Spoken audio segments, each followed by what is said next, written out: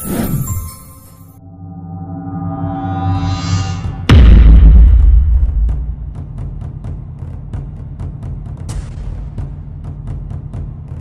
बच्चों, तो कैसे आप सभी लोग आ गए आप सभी के सामने एक नए टेस्ट सीरीज के साथ, जो कि क्लास 12th का चैप्टर 11 का दूसरा टेस्ट सीरीज है। इससे पहले मैंने इसी चैप्टर के फर्स्ट टेस्ट को दे रखा है और मैंने चैप्टर 1, 2, 3, 4, 5, 6, 7, 8, 9, 10 तक के सारे टेस्ट सीरीज देख रखे हैं। अगर आप लोगों ने उसे अटेंड नहीं किया है तो आपको प्लेलिस्ट का लिंक दिया हुआ है आई बटन पे, वहां से आप लोग उसे अटेंड कर सकते हैं और अपने दोस्तों को ज़्यादा से ज़्यादा मात्रा में इसे शेयर करें ताकि उन तक भी पहुंचे और उनका भी एग्जाम अच्छे से क्लियर हो सके। और आप लोग भी पूरा फोकस करें, मेहनत करें, अच्छा एग्जाम जाएगा, बहुत अच्छे मार्क्स भी आपको आएंगे।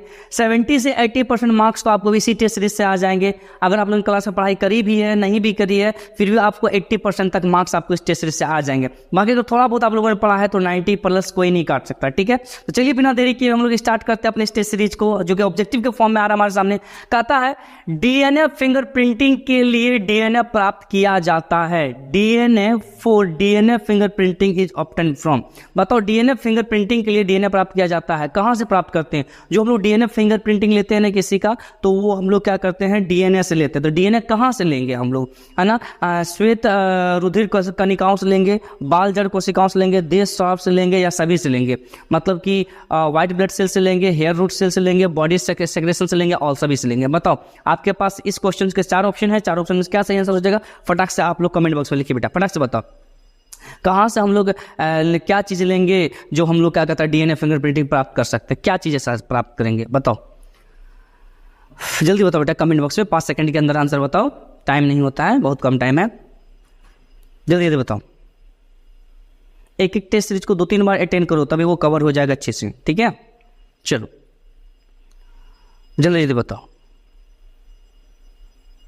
बेटा। इस क्वेश्चन के सही आंसर हो जाएंगे ऑप्शन नंबर डी। हाँ, डी में टिक आउट करेंगे सभी। इन सभी के जरिए आप किसी का भी डीएनए, कहीं से भी आप डीएनए का सिंबल निकाल सकते हैं, डीएनए का फिंगरप्रिंटिंग आप कर सकते हैं। ठीक है, चलिए क्वेश्चन नंबर 2 की तरफ पढ़ते हैं। क्वेश्चन नंबर 2 का आता है डीएनए अवक्षेपित निम्नलिखित में से किसके मिलाने से होता है ना? DNA is participated by the addition of which of the following. किसके मिलाने से ऐसा होता है ना? शीतल एथेनॉल या शीतित एथेनॉल, शीतित मिथेनॉल, गर्म एथेनॉल, इनमें से कोई नहीं। Chilled ethanol, chilled methanol, hot ethanol, none of these. क्या चीज मिलाएंगे जो इसमें डीएनए जो है अपना अक्षेपित कर देगा, अपना पार्टिसिपेटेड कर देगा, उसमें मिल जाएगा? बताइए क्या इसमें से केमिकल ऐसा कौन सा मिला देंगे, बताइए बताओ बेटा। क्वेश्चन नंबर 2 के सही आंसर क्या हो जाएंगे? इस क्वेश्चन जो भी होंगे आप कमेंट बॉक्स में फटाक से लिखो बेटा, तब मैं बताऊंगा। तुम जल्दी करते नहीं हो, जल्दी जल्दी बताओ क्या हो जाएगा सही आंसर। इस क्वेश्चन का सही आंसर हो जाएगा, बताओ क्या हो? ऑप्शन नंबर ए में टिक आउट कर लो, चिल्ड एथेनॉल। जी हाँ, पूरा ठंडा एथेनॉल में हम लोग क्या करेंगे, डीएनए को पार्टिसिपेट कराएंगे, तभी जाके वहां पे आगे हम लोग उसमें काम कर सकते हैं। ठीक है, चलिए क्वेश्चन नंबर 3 हमारे सामने आ रहा है। 3 का था डीएनए की द्वितीय वलयीकरण संरचना किस कारण से होती है? What is the reason for the second ring structure of DNA? ठीक है बेटा, आपको यहां पूछा जा रहा है कि second ring structure of DNA का जो दूसरा रिंग स्ट्रक्चर है वो किस रीजन की वजह से होता है ना? इलेक्ट्रोस्टेट की वजह से होता है, ड्यू टू हाइड्रोजन बॉन्डिंग की वजह से होता है ना, वैडर वॉल फोर्स की वजह से होता है, या इनमें से कोई नहीं। ये 4 ऑप्शन आपके सामने दिए हुए हैं इस चीज की वजह से कि जो डीएनए के सेकंड रिंग होते हैं वो किस प्रकार से अटैच होते हैं या किस प्रकार से वो जुड़ते हैं एक दूसरे से, तो उनके बारे में पूछा जा रहा है। आपके पास 4 ऑप्शन इस क्वेश्चन के, बताओ 4 क्वेश्चन में क्या आंसर हो जाएगा इसका? 4 ऑप्शन में से क्वेश्चन नंबर 3 आपके सामने है, बताओ क्या हो जाएगा? जल्दी जल्दी बताओ बेटा कमेंट बॉक्स में, टाइम नहीं है। ठेला वाला बहुत तारीफ करता है तुम लोग का कि नहीं तुम लोग सही पढ़ने वाले बच्चे हो, बहुत मेहनती हो। बताओ क्या हो जाएगा बेटा? इस क्वेश्चन का सही आंसर हो जाएगा क्या? ऑप्शन नंबर बी में टिक आउट कर लो, due to hydrogen bond. Hydrogen bond की वजह से क्या होता है, उसका कनेक्शन होता है, जुड़ता है डीएनए का रिंग एक दूसरे से। ठीक है, चलिए क्वेश्चन नंबर 4 हमारे सामने आता है। कहता टेक डीएनए पॉलीमरेज एंजाइम प्राप्त किया जाता है। Taq DNA polymerase enzyme is obtain from. बताओ, टेक डीएनए पॉलीमरेज एंजाइम एक एंजाइम का नाम है, ये कहां से प्राप्त किया जाता है, किससे प्राप्त किया जाता है ना? एक्वेटिकस से, एग्रोबैक्टीरियम से, ई कोलाई से, या इनमें से कोई नहीं? किसके द्वारा प्राप्त किया जाता है? जल्दी बताओ क्या हो जाएगा? क्वेश्चन नंबर 4 का आंसर 4 ऑप्शन है तुम्हारे सामने, इसका सही आंसर क्या हो जाएगा बेटा, फटाक से बताओ। ये एंजाइम कहाँ से प्राप्त किया जाता है, कमेंट बॉक्स में लिखो फटाफट। बताओ क्या हो जाएगा, जल्दी जल्दी बताओ बेटा। इस क्वेश्चन का सही आंसर हो जाएगा जो कि तुम बताओगे। बताओ क्या हो जाएगा बेटा। इस क्वेश्चन का सही आंसर हो जाएगा ऑप्शन नंबर ए, थ्रेनस एक्वाटिकस। जी हाँ, थ्रेनस एक्वाटिकस के द्वारा प्राप्त किया जाता है टेक डीएनए पॉलीमरेज नाम का एंजाइम। ठीक है, तो इसको टिक आउट कर लेंगे। क्वेश्चन नंबर 4 के ऑप्शन नंबर ए सही होगा। ठीक है, चलिए क्वेश्चन 5 हमारे सामने आ रहा है, कहता है समुद्री खरपतवार से निष्कासित एगेरोज का प्रयोग होता है।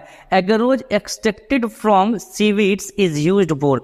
जो समुद्र के अंदर जो जंगल होता है जिससे हम लोग एगेरोज प्राप्त करते हैं, तो वो क्या होता है, मतलब किस चीज़ का प्रयोग होता है उससे, उसका प्रयोग क्या चीज़ के लिए करते हैं हम लोग, उत्तक संवर्धन के लिए, पीसीआर में करते हैं, जेल इलेक्ट्रोफोरेसिस के लिए करते हैं, या फोटोमेट्री के लिए करते हैं। बताओ किसके लिए करते हैं, टिश्यू कल्चर के लिए करते हैं, पीसीआर के लिए करते हैं, जेल इलेक्ट्रोफोरेसिस के लिए करते हैं, या स्पेक्ट्रोफोटोमेट्री के लिए करते हैं। किसके लिए करते हैं बेटा, आपके पास 4 ऑप्शन है यहाँ पे इस चीज़ के, तो चारों में से क्या सही आंसर होगा, कमेंट बॉक्स में फटाफट लिखो। क्वेश्चन 5 के सही आंसर क्या हो जाएंगे, जल्दी बताओ किसके लिए करते। टाइम नहीं बेटा, जल्दी बताओ फटाफट क्या हो जाएगा सही आंसर इसका। क्या होगा,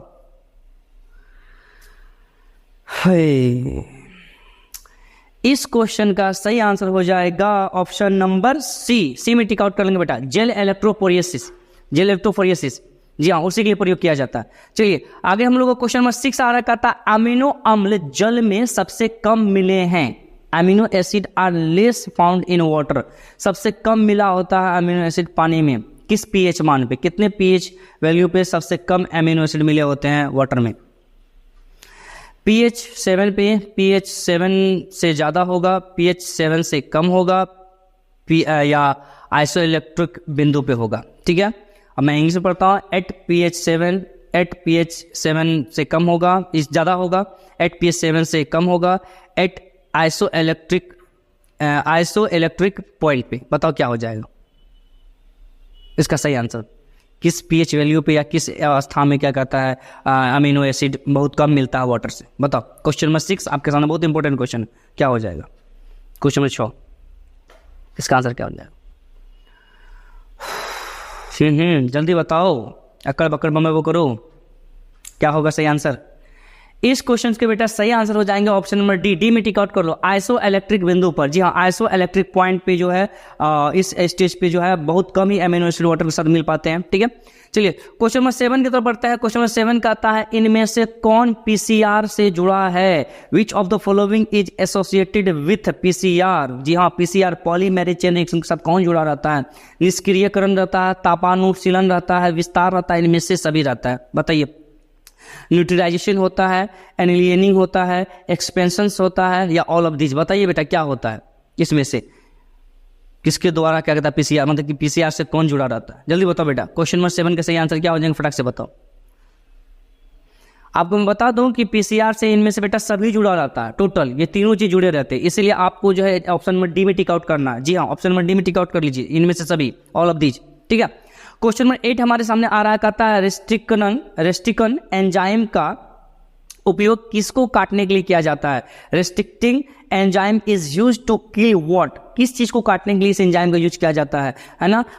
मैं ऑप्शन बताता हूँ, एकल क्षारीय आरएनए, द्विक्षारीय डीएनए, एकल क्षारीय डीएनए, या द्विक्षारीय आरएनए। बताओ, है ना, single stranded RNA, double stranded DNA, single stranded DNA, या डबल स्ट्रैंडेड आरएनए। किसको काटने के लिए हम लोग रेस्ट्रिक्शन एंजाइम का यूज करते हैं। क्वेश्चन नंबर 8 आपके सामने है, इसका ऑप्शन क्या हो जाएगा बताओ फटाक से, ठीक है, कमेंट बॉक्स में लिखो, फटाफट लिखो बेटा, बहुत इजी क्वेश्चन है ये सब। ठीक है, जो कि एग्जाम हॉल में आने के चांसेस बहुत ज्यादा बन जाते हैं। चलिए फटाफट लिखो बेटा, क्या होगा सही आंसर। क्वेश्चन नंबर 8 के 4 ऑप्शन आपके सामने, 4 में से क्या सही आंसर हो जाएगा फटाक से बताओ।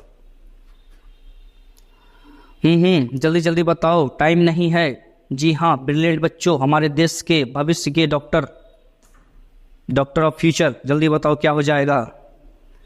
हाँ बेटा, इस क्वेश्चन के सही आंसर हो जाएंगे ऑप्शन नंबर बी, द्विक्षारीय डीएनए, डबल स्ट्रैंड डीएनए को काटने के लिए काम में आता है कौन, रेस्ट्रिक्शन एंजाइम। ठीक है, चलिए क्वेश्चन नंबर 9 को हम लोग पढ़ लेते हैं। क्वेश्चन नंबर 9 आता है हमारे सामने, कहता है BAM-H1 प्रतिबंधन एंजाइम किससे प्राप्त किया जाता है।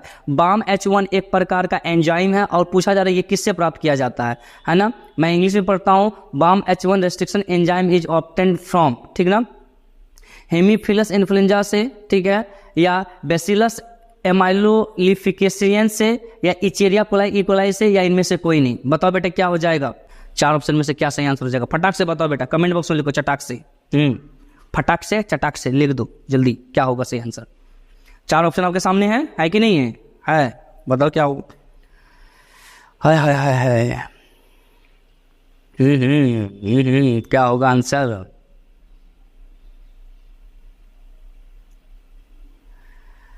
हाय हाय,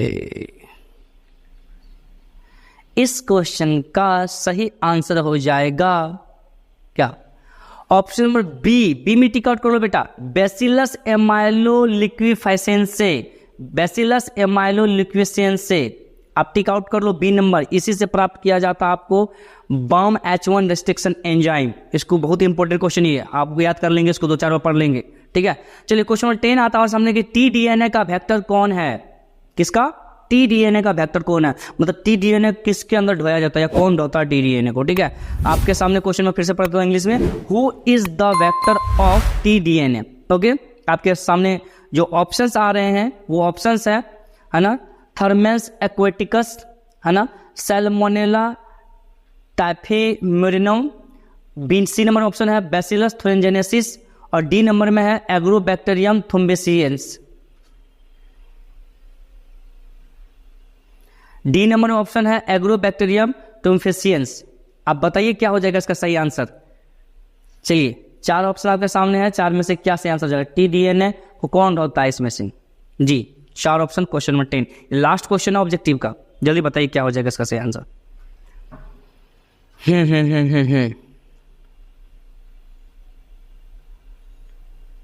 बताओ क्या होगा, जल्दी बताओ कमेंट बॉक्स में फटाफट बताओ बेटा। इस क्वेश्चन के सही आंसर हो जाएंगे बेटा ऑप्शन नंबर डी में टिक आउट कर लो, एग्रोबैक्टीरियम थुम्बेसिएंस।